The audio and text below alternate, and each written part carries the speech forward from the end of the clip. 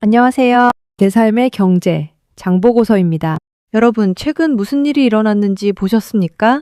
2026년 5월 14일, 코스피가 사상 처음으로 8,000선을 돌파했습니다. 장 초반 매수 사이드카까지 발동되며 환호성이 터졌습니다.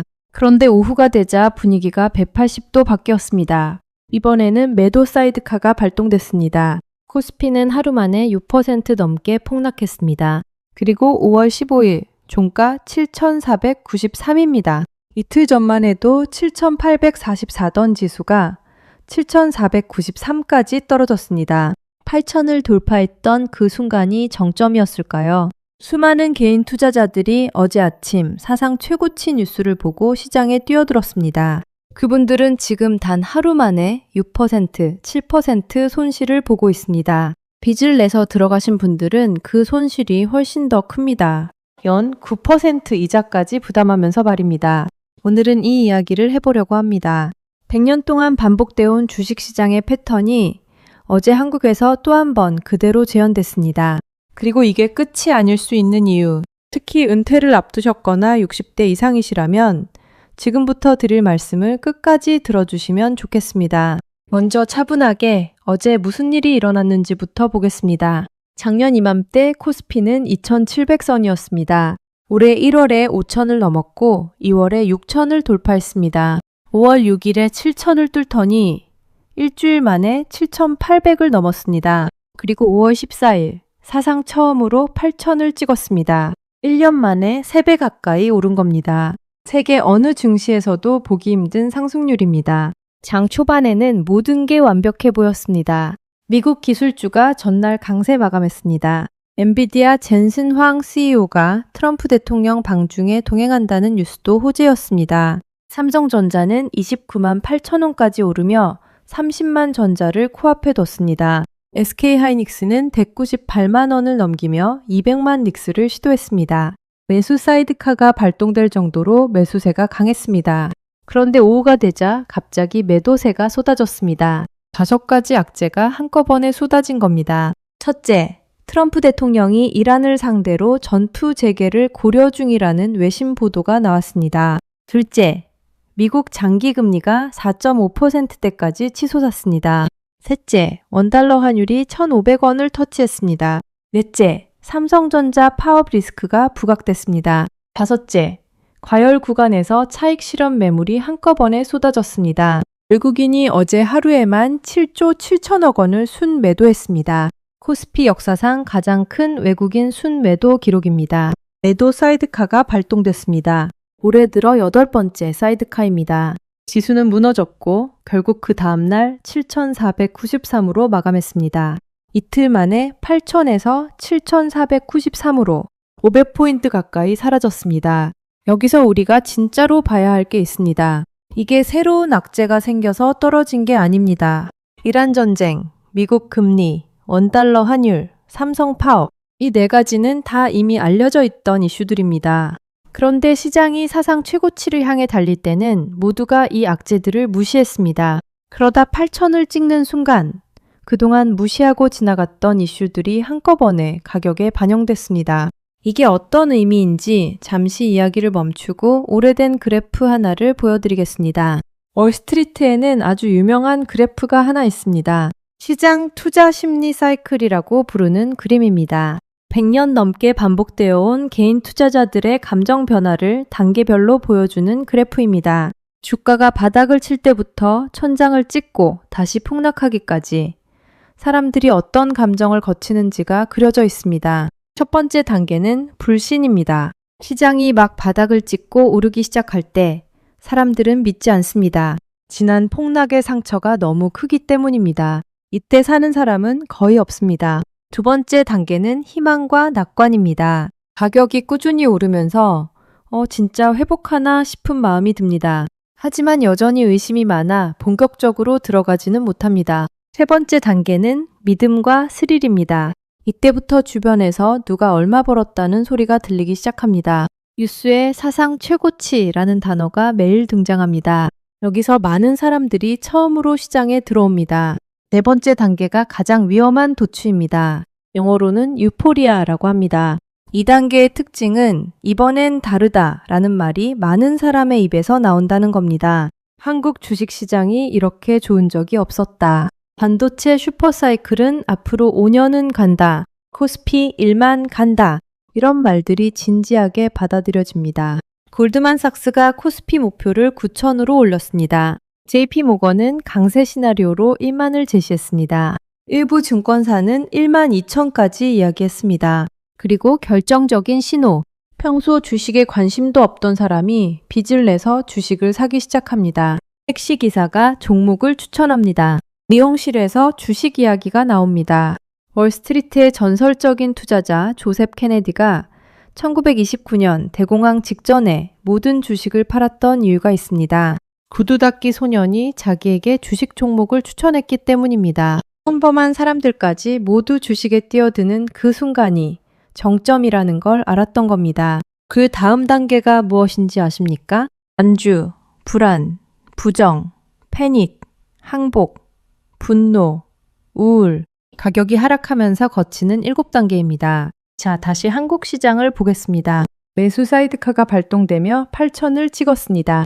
그 자리에서 매도 사이드카가 발동되며 6% 넘게 폭락했습니다. 투자 심리 사이클 그래프에서 도치 단계의 정점에서 안주, 불안, 부정 단계로 넘어가는 그 변곡점.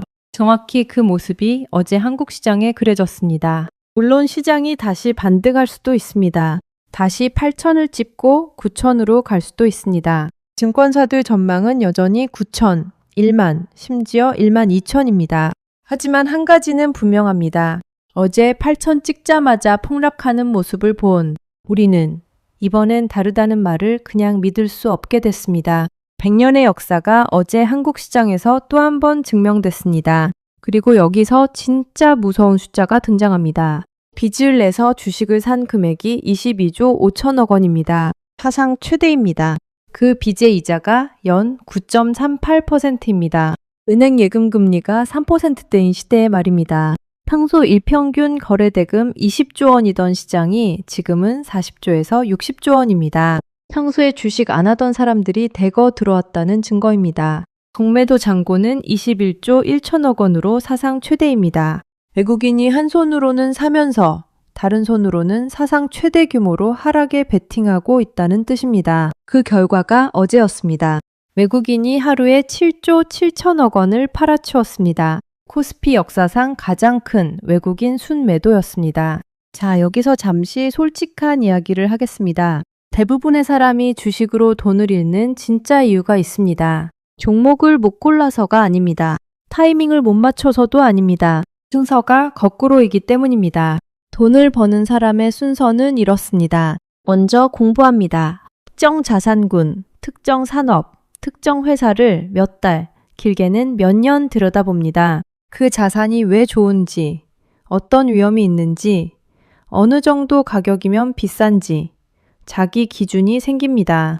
그리고 시장이 그 자산을 외면하고 있을 때, 즉 불신 단계나 희망 단계에서 조용히 사기 시작합니다. 그 다음에는 인내합니다. 가격이 오르지 않는 시간을 견딥니다. 주변에서 다른 자산이 폭등하는 동안에도 자기 자리를 지킵니다. 그러다가 사이클이 돌아와 자기 자산이 도치 단계에 들어가면 그때 조금씩 팔기 시작합니다. 평범한 사람들이 사기 시작할 때 그들은 팝니다. 작년 코스피 2,700일 때 삼성전자를 사모은 사람, 그분들이 이번 사이클의 진짜 승자입니다. 반대로 돈을 잃는 사람의 순서는 이렇습니다. 평소에는 그 자산에 관심이 없습니다. 공부한 적도 없고 자기 기준도 없습니다. 그러다가 주변에서 누가 돈을 벌었다는 소리가 들립니다. 처음에는 쭈뼛거립니다. 내가 들어가면 떨어질 것 같다는 막연한 불안 때문입니다. 그러다 가격이 더 오릅니다. 이제 후회가 시작됩니다. 그때 들어갈 걸. 용기를 내서 조금 들어갑니다. 그런데 정말 가격이 더 오릅니다. 작은 단물을 맛봅니다. 이 단물이 진짜 함정입니다. 역시 내가 봤어. 더 빨리 들어갈 걸. 이렇게 생각하는 순간 사람은 자기 통제력을 잃습니다. 다음에 하는 일이 무엇인지 아시나요? 올인입니다. 집을 담보로 대출을 받습니다. 마이너스 통장을 뚫습니다. 연 9% 이자를 내면서 신용으로 주식을 삽니다. 그리고 그 돈을 전부 한 종목에 넣습니다. 이 시점이 정확히 도치 단계 정점입니다. 어제 8천에서 6% 폭락하던 그 시점에 막차에 올라타신 분들, 지금 어떤 마음이실까요? 조정이야, 곧 회복할 거야. 이게 부정 단계입니다. 만약 다음 주에 더 빠지면 불안이 시작됩니다. 더 빠지면 패닉이 옵니다. 빚으로 산 사람들은 강제 청산을 당하기 시작합니다. 마지막에 항복하고 손절합니다. 그리고 분노와 우울이 옵니다. 정부가 잘못했다. 외국인이 작전을 쳤다. 증권사가 사기를 쳤다. 이게 대부분의 개인 투자자가 거치는 길입니다. 100년 전 미국이나 30년 전 일본이나 1997년 한국이나 2008년 전 세계나 그리고 어제 한국이나 똑같습니다. 여기서 가장 중요한 질문을 드리겠습니다. 은퇴를 앞두신 분들이 젊은 세대와 결정적으로 다른 점이 있습니다. 회복할 시간이 다릅니다. 지금 30대가 빚을 내서 주식을 샀다가 30%, 40%가 빠지면 아픕니다. 하지만 앞으로 30년이 더 있습니다. 월급을 받으면서 천천히 회복할 시간이 있습니다. 다음 사이클의 바닥에서 다시 살 기회도 있습니다. 60대 이상이시거나 은퇴를 앞두신 분이라면 다릅니다. 은퇴를 했거나 곧 합니다. 월급이 끊긴 상태에서 자산이 30% 빠지면 그 손실은 평생을 따라옵니다. 같은 손실이라도 무게가 전혀 다른 겁니다. 여기에 또 하나의 무서운 변수가 있습니다. 5월 15일입니다. 파월 연준 의장의 임기가 끝났습니다. 새 의장 케빈 워시가 취임했습니다. 이분은 청문회에서 트럼프 대통령의 금리 인하 요구를 거부하겠다고 밝혔습니다. 미국 4월 생산자 물가지수가 전년 대비 6.0% 올랐습니다. 미국 4월 소비자 물가지수도 예상치를 상회했습니다. 물가가 잡히지 않고 있다는 뜻입니다. 미국 장기금리는 이미 4.5%를 넘었습니다. 한국은행 부총재도 5월 금통위에서 금리 인상 시그널 가능성을 공개 발언했습니다. 원달러 환율은 1,500원을 터치했습니다. 이게 무슨 의미냐면 외국인 입장에서 한국 주식이 환차손까지 떠안아야 하는 상황이 되고 있다는 뜻입니다. 여기서 외국인이 차익 실현을 더 강하게 할 명분이 생깁니다. 비투를 한 사람들에게는 3중 타격입니다. 주식 가격은 떨어지고 신용금리는 이미 9%를 넘었고 한국은행이 금리를 올리면 그 9%가 10%, 11%로 올라갑니다. 여기서 끝이 아닙니다. 금융투자소득세 제도가 다시 논의되고 있습니다. 주식으로 번 수익에 세금을 매기겠다는 겁니다. 지금 코스피에 남아있는 외국인 자금이 가장 민감하게 반응하는 변수입니다. 그렇다면 우리는 지금 어떻게 해야 할까요? 세 가지만 말씀드리겠습니다. 첫째, 평소에 공부해 오지 않은 자산에는 손대지 마십시오. 이게 오늘의 가장 중요한 메시지입니다. 만약 어제 8천 돌파 뉴스를 보고 처음 주식을 사신 분이라면 그게 무슨 의미인지 다시 한번 생각해 보셔야 합니다. 내가 삼성전자를, SK하이닉스를, 반도체와 AI를 평소에 공부해 왔는가? 실적 발표를 분기마다 챙겨봤는가? 이 회사의 경쟁사와 비교해서 왜 이 회사가 좋은지 설명할 수 있는가? 만약 그 답이 아니라면 지금은 들어갈 때도 아니고 추가 매수할 때도 아닙니다. 주변이 시끄러워서 들어가는 건 투자가 아닙니다. 도박입니다. 둘째, 빚을 내서 주식을 사지 마십시오. 이미 빚을 내서 사신 분이라면 추가로 더 빌리시면 안 됩니다. 연 9% 이자를 내면서 주식을 사는 게 합리적인 결정인지 차분하게 생각해 보시기 바랍니다. 원금을 잃어도 생활이 흔들리지 않는 금액 안에서 이게 원칙입니다. 셋째, 자산의 70% 이상을 주식에 두지 마십시오. 은퇴 직전이거나 은퇴하신 분들에게 자주 보이는 패턴이 있습니다. 집 한 채에 묶여있던 자산을 빼서 주식으로 옮기는 겁니다. 지금처럼 변동성이 큰 상황에서는 그 결정 하나가 노후 전체를 흔들 수 있습니다. 국민연금이 어떻게 자산을 배분하는지 참고할 만합니다. 기금운용본부가 1,500조 원이라는 거대한 돈을 운용하면서 국내 주식 비중은 14.9%입니다. 채권, 해외 자산, 대체 투자까지 골고루 분산합니다. 전문가 집단이 골라낸 비중이 그렇다는 뜻입니다. 마지막으로 한 가지만 더 말씀드리겠습니다. 지금 코스피는 7,493입니다. 이게 잠시 쉬어가는 조정일 수도 있습니다. 다시 반등해서 9,000으로 갈 수도 있습니다. 하지만 어제 우리가 본 장면 하나는 분명한 사실입니다. 8선을 찍는 순간 6% 넘게 폭락했고 막차에 올라타신 분들이 단 하루 만에 큰 손실을 봤습니다. 이게 100년 동안 반복되어 온 시장의 진실입니다. 기차는 두 종류가 있습니다. 타고 가서 행복한 결말에 도착하는 기차가 있고 막차라고 부르며 올라탔다가 잘못된 역에서 내리는 기차가 있습니다. 지금 코스피라는 기차는 어제 첫 번째 역에서 멈췄습니다. 다음 정거장이 어디인지, 위로 갈지 아래로 갈지는 아무도 모릅니다. 확실한 건 연 9% 이자를 내면서 올라탄 사람과 평소에 공부하지 않은 채로 올라탄 사람이 가장 늦게 내릴 수밖에 없다는 사실입니다. 여러분의 노후는 코스피 지수가 아니라 매달 들어오는 안정적인 현금 흐름이 결정합니다. 오늘 영상은 여기서 마치겠습니다. 이런 경제 이야기를 앞으로도 계속 받아보고 싶으시거나 평소 경제에 관심이 있으시다면 구독과 좋아요 한번 눌러주세요. 여러분의 작은 클릭 하나가 다음 영상을 만드는데 큰 힘이 됩니다. 오늘도 시간 내어 끝까지 들어주셔서 감사합니다.